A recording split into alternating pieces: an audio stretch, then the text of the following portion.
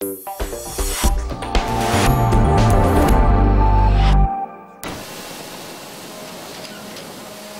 the hatch and there was another €150 in the can. A year ago, it was that simple. Iron ore was in great demand and fetching record prices. Back then, that meant glowing prospects for Brazil's Vale do Rio Doce mine. Year after year, it set record profits. Brazil and its natural resources were a veritable fairy tale of globalization. But now, the harsh new reality of the global recession has cast a shadow over the whole enterprise. The price of iron ore has fallen by 50% as demand has dropped over the past few months. The Vale mine has already cut production targets by 10% this year, but there's already a global surplus, so it might have to cut it even more.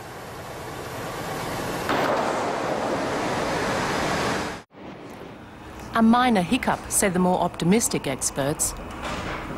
The ships are still transporting loads, and most of the existing sales contracts for iron ore won't be affected.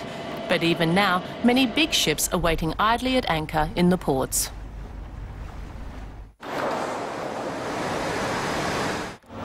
Global overcapacity and a glut of scrap metal are likely to make things worse in the future, and producers of raw materials will come under increasing pressure. Ore prices are stagnating as the main buyers, the steel makers, cut their production in response. They've got plenty of steel, but nobody wants it. As a result, even in January, the steel mills cut production by over a third in comparison with the same month a year earlier.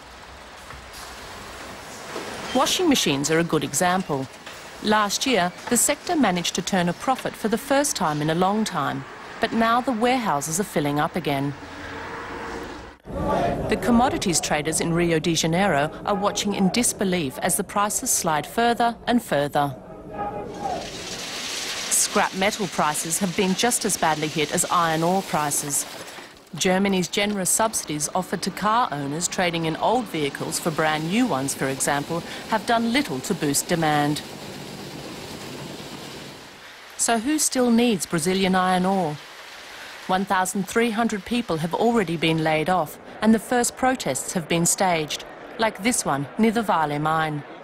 They prospered from iron ore, but now their most important resource is probably hope.